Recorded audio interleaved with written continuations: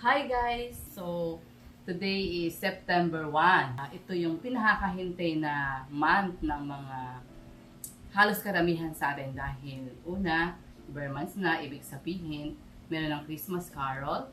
And then sa mga business minded, time na naman para sa ating mga kumikitang kabuhayan. And then, syempre, ang Pasko at Bagong Taon. So, como ngayon September 1 na, so let me introduce to you on how to debone a chicken for your chicken relleno na pwede nyong gamitin sa negosyo, and then at the same time, pwede nyong gamitin or maging noche buena nyo sa darating na Pasko at Bagong Taon. So, sa pagdedebone ng chicken, ang una nating kailangan is 1 kilo at kalahating chicken na maganda ang balat, hindi siya sira or butas na may hiwa. So hanggat maaari, kailangan buo katulad ng chicken na ito na aking nalinis at naasin na. And then, magpe-prepare tayo meron tayong kalamansi at saka toyo na pagbababaran natin ng ating skin ng chicken. So una, kailangan meron tayong kutsilyo na hindi matulis ang dulo. And then at the same time, meron tayong kutsilyo na medyo matalim katulad ng mga ito. So, umpisahan na natin ngayon. So, ang pagdidebone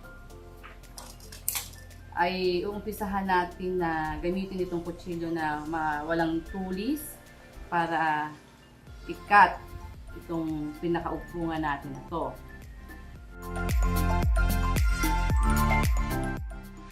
And then, tutulungan natin ang ating kamay para ma-release.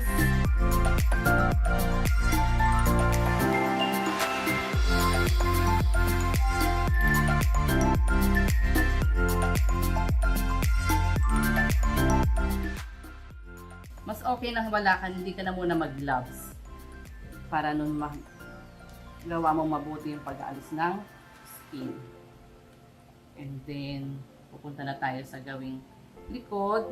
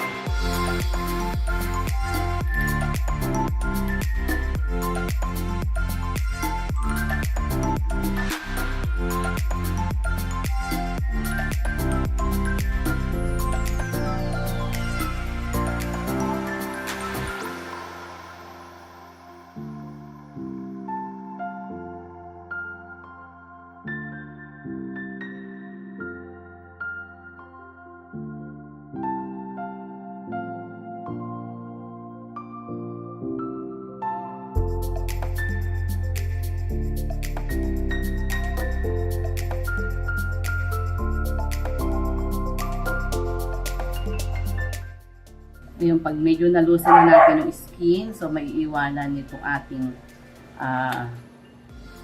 pinaka-leg. So babaliktad lang natin siyang ganyan. And then yung upungan na to, ika-cut natin siya para maiwan.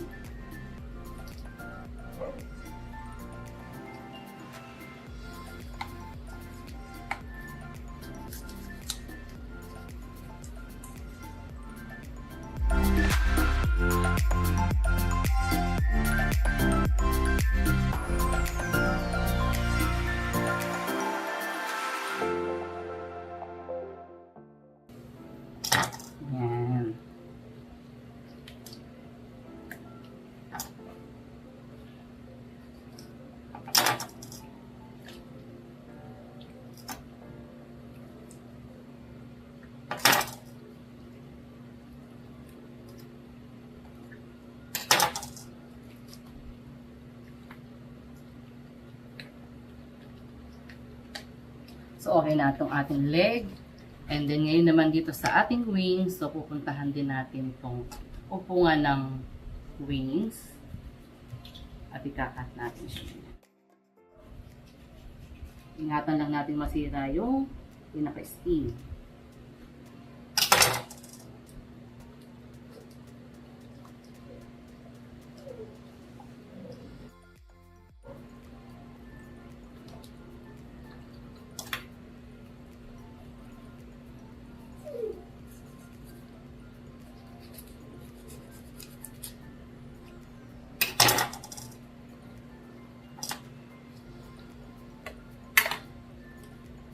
Ilusot natin yung sa pinakaliit.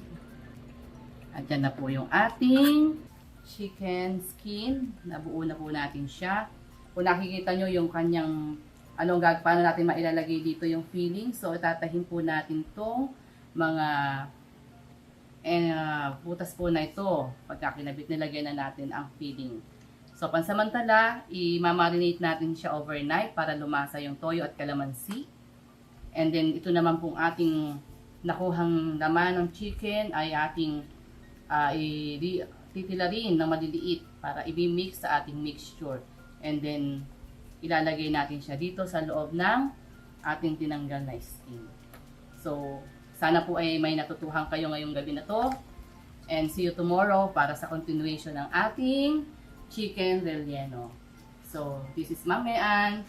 See you tomorrow. God bless po and Merry Christmas and Happy Bear Months to us. Thank you po. Okay, bago po tayo magpaalam ng tuluyan, ang ating calamansi at ang toyo. So, toyo, 60 ml or 1/4 cup. And then ang ating 30 cc na calamansi. So, mix lang po natin. And then, lagay po natin itong skin. Pwede din po siyang hindi naman overnight. Kaya lang ako, mas prefer ko po na overnight siya para lumasang mabuti sa skin ang calamansi at ang toyo. Thank you!